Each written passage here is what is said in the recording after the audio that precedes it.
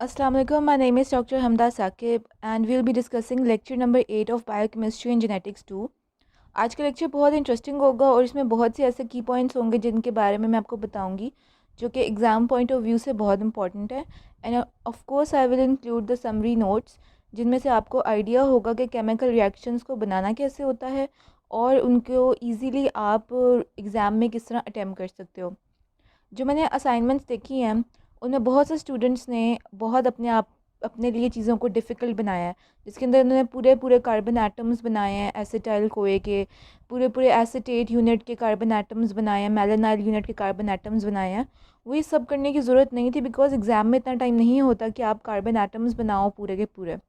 इसीलिए मैंने आपको कहा था कि मेरे आप समरी नोट्स देखो लेक्चर 7 के, जिसके अंदर मैंने सिर्फ नाम लिख लिख के पूरे रिएक्शन शो किए हैं कि एसिटेट किस तरह एसीपी यूनिट पे लगता है, फिर वो शिफ्ट होता है आपके सिस्टीन रेजिड्यू पे, फिर मेलानेट लगता है। तो मैंने सिंपल मेलानेट का नाम लिखा था, पूरा मेलानेट का फार्मूला नहीं लिखा था। बहुत से स्टूडेंट्स थे जो विजिलेंट थे और उन्होंने मेरे समरी नोट्स देख के बनाया था और मैंने उनको पर्सनली ईमेल में अप्रिशिएट भी किया कि मुझे कंसाइज चाहिए और मुझे वो ऐसे असाइनमेंट्स चाहिए जिनको जो एक्चुअली में आपकी एग्ज़ाम पॉइंट ऑफ व्यू में आपकी हेल्प भी कर सकें। सो नेक्स्ट टाइम कोशिश कीजिएगा कि जब कोई टीचर कोई बात कहता है कि आप समरी नोट्स देखो तो उसका एक मकसद होता है। मैं ये समरी नोट्स अपने लिए नहीं बनाती हूँ। I don't need the summary notes, मुझे ऑलरेडी अंडरस्टैंडिंग है। एक एक चीज़ को मैं अपने हाथ से लिख के मार्कर का इस्तेमाल कर रही हूँ, पॉइंटर्स इस्तेमाल कर रही हूँ, डायग्राम्स यूज़ कर रही हूँ कि किस तरह लिवर से चीज़ इंटेस्टाइन में जा रही है, इंटेस्टाइन से वापस लिवर में आ रही है। मुझे ये बनाने की ज़रूरत नहीं है, ये मैं आप लोगों के लिए बनाती हूँ बिकॉज़ आप लोगों को मैं विजुअली भी एक चीज़ रिप्रेजेंट कर सकूँ। सिर्फ स्लाइड्स की हद तक हमने मेंटेन नहीं रहना। सो दैट इज़ वाई अब समरी नोट्स को लाजमी देखा करें, ये आपको हेल्प करेंगे एग्ज़ाम के लिए। अब हम अपना लेक्चर शुरू करेंगे जो कि है कोलेस्ट्रॉल मेटाबॉलिज्म के ऊपर। कोलेस्ट्रॉल हमारे मेम्ब्रेन्स का कंपोनेंट होता है, जो हमने ऑलरेडी प्लाज्मा मेम्ब्रेन के लेक्चर में पढ़ा था। और कोलेस्ट्रॉल जो होता है ये प्रीकर्सर होता है बाइल एसिड्स का, विटामिन डी का और स्टीरॉयड हार्मोन्स का such as oestrogen, progesterone, testosterone, उसके प्रीकर्सर के तौर पे ये काम करता है। Cholesterol is a very hydrophobic compound because obviously cholesterol क्या होता है, एक हाइड्रोफोबिक कंपाउंड होता है। It is one of a type of a lipid. It consists of four fused hydrocarbon rings A to D called the steroid nucleus.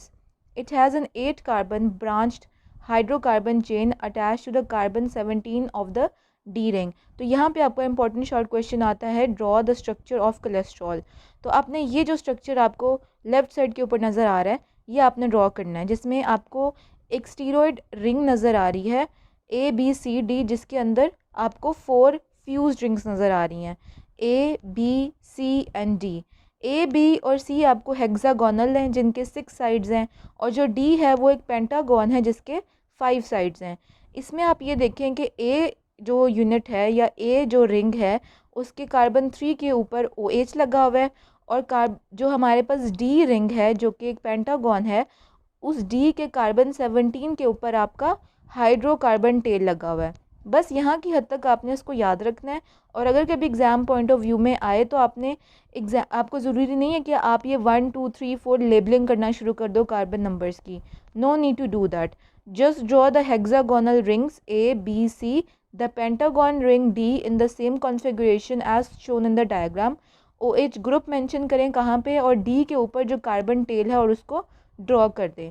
So ring A has a hydroxyl group at carbon 3, very important, and ring B has a double bond, this is also very important कि carbon जो आपको ये ring नज़र आ रही है B ring, उसके carbon number 5 और 6 के बीच में एक डबल बॉन्ड है। ये भी बहुत इंपॉर्टेंट फ़ीचर है। तो कभी भी आपको कोलेस्ट्रॉल की डायग्राम बनाने के लिए आए तो ये फ़ीचर्स आपने जहन में रख के कोलेस्ट्रॉल की डायग्राम बनानी है। कोलेस्ट्रॉल के एस्टर्स क्या होते हैं? Most plasma cholesterol is in an esterified form with a fatty acid attached at which carbon position the carbon number 3, which makes it even more hydrophobic than the free cholesterol. So obviously एक चीज़ already hydrophobic है जो कि cholesterol खुद है, उसके अंदर जब आप एक और फैटी एसिड डाल के उसको एस्टेरिफाई कर दोगे तो वो मज़ीद हाइड्रोफोबिक हो जाएगा। और कहाँ पे लगा होता है आपका कार्बन जो ये फैटी एसिड है, it is attached eight carbon 3 of the ring A।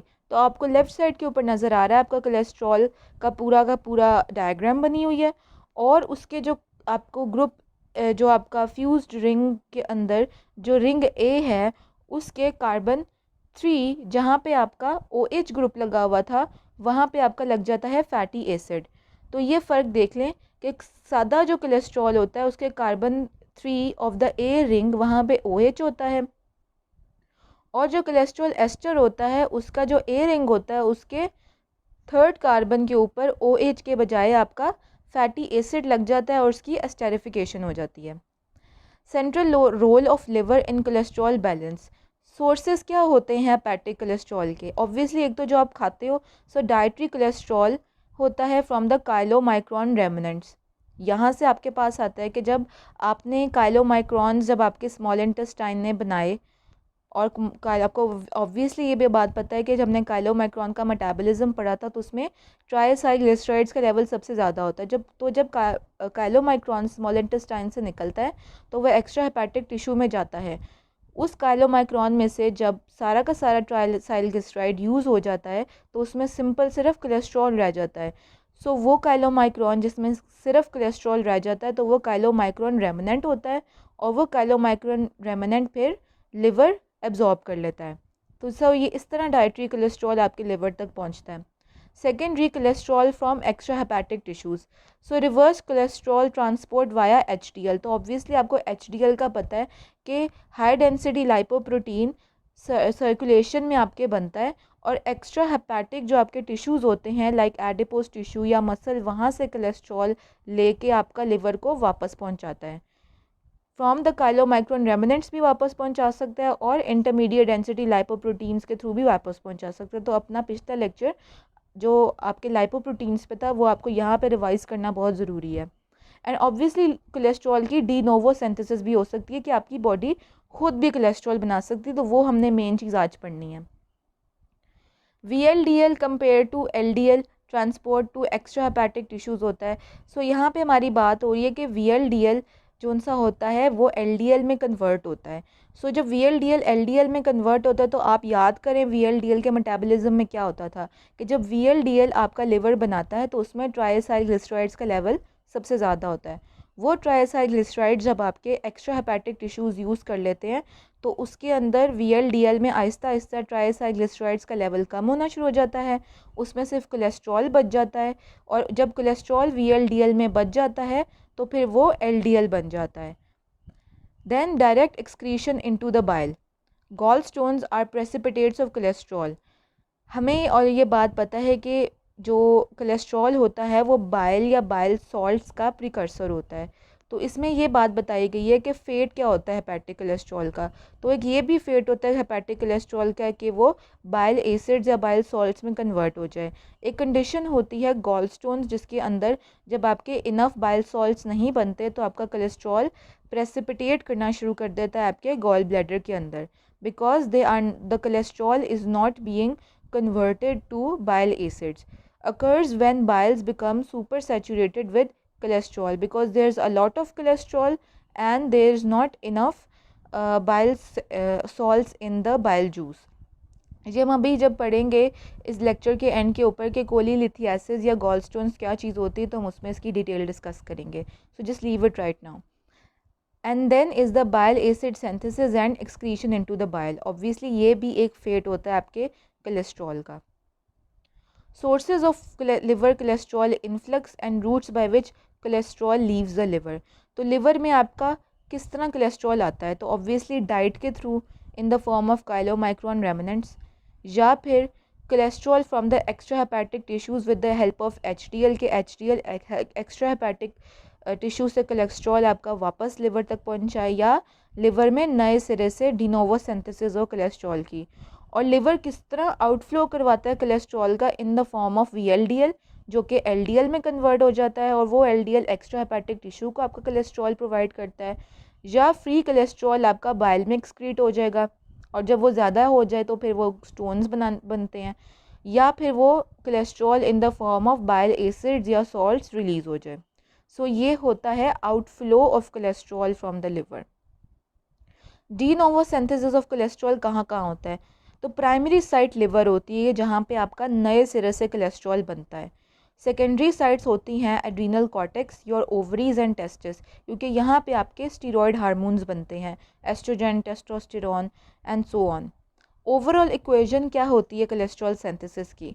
So overall cholesterol synthesis में एक मॉलिक्यूल जो आपका कोलेस्ट्रॉल का बनेगा, उसके अंदर आपके 18 एसिटाइल कोए यूज़ होंगे, 18 ATP यूज़ होंगे, 16 NADPH यूज़ होंगे और 4 ऑक्सीजन के मॉलिक्यूल्स यूज़ होंगे, जिसके नतीजे में आपके कोलेस्ट्रॉल और बाई प्रोडक्ट्स बनेंगे।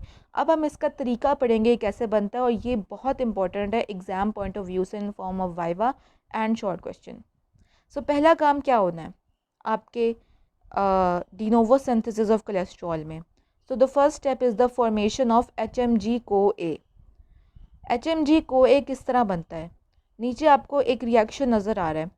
इसमें क्या होगा कि 2 एसिटाइल कोए के मॉलिक्यूल्स कंबाइन करेंगे और एसिटो एसिटाइल कोए बना देंगे।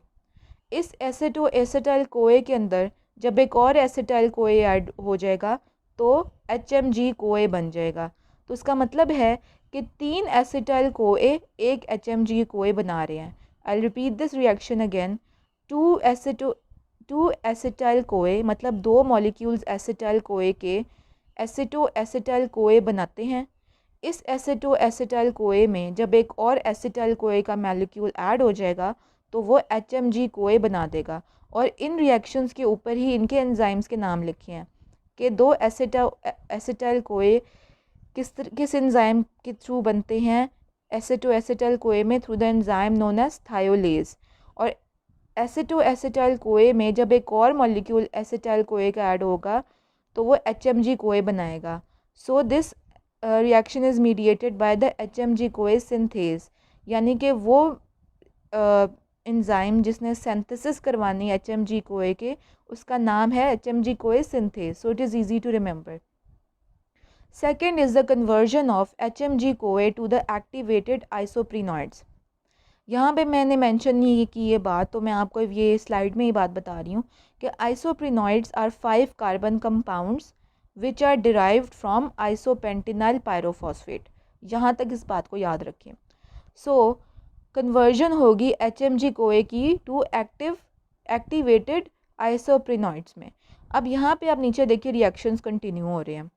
HMG कोए is converted into mevalonic acid with the help of an enzyme known as the HMG CoA reductase. This is the rate limiting step. इस स्टेप पे आपका डिपेंड करता है कि आपका कितना कोलेस्ट्रॉल बनेगा, और इस एंजाइम को कहते हैं आप रेट लिमिटिंग एंजाइम। इस एंजाइम को सर्टन चीज़ें बढ़ाती हैं और सर्टन चीज़ें कम करती हैं, वो अब हम डिटेल में बाद में देखेंगे। So the second step is the conversion of HMG CoA to the isoprenoids. HMG CoA is first converted into mevalonic acid, and this mevalonic acid is converted into isopentenyl pyrophosphate. ये isopentenyl pyrophosphate is the isoprenoid. Isoprenoid जोन सा होता है 5 carbon compound होता है जो कि isopentenyl का डेरिवेटिव होता है। So isopentenyl pyrophosphate is the isoprenoid. ये आइसोपेंटेनाइल पायरोफॉस्फेट आइसोमरेज एंजाइम के थ्रू अपने एक आइसोमर में कन्वर्ट हो जाता है which is known as the dimethylallyl pyrophosphate. यहाँ पे मैं आपको अपनी वही पुरानी बात रिपीट करूँगी कि आपने यहाँ पे घबराना नहीं है। मैंने इस पूरे के पूरे रिएक्शंस के बाद एक वीडियो भी डाली हुई है जिसके थ्रू आपको बेहतर समझ लगेगी कि किस तरह डिनोवो सिंथेसिस हो रहा है आपके कोलेस्ट्रॉल का। So the next step is the condensation of isoprenoids to squalene. 6 isoprenoids condense to form the 30 carbon molecule. So look over here. 3 acetyl CoA एक HMG कोए बना रहे थे। याद है हमने पहला स्टेप क्या पढ़ा था कि 2 एसिटाइल कोए एसिटो एसिटाइल कोए बना रहे थे। फिर उस एसिटो एसिटाइल कोए में जब हमने एक और एसिटाइल कोए ऐड किया तो HMG कोए बना। तो 3 एसिटाइल कोए की वजह से एक HMG कोए बना। फिर मेवालिनिक एसिड बना, फिर आइसोपेंटेनाइल पायरोफॉस्फेट बना जिसका आइसोमर होता है डाईमिथाइल अलाइल पायरोफॉस्फेट। उसके बाद ये सारे नीचे कंपाउंड्स बनेंगे, और अब मैं आपको शो करूँगी थ्रू वीडियो डायग्राम कि किस तरह हमने डिनोवो सिंथेसिस की कोलेस्ट्रॉल की।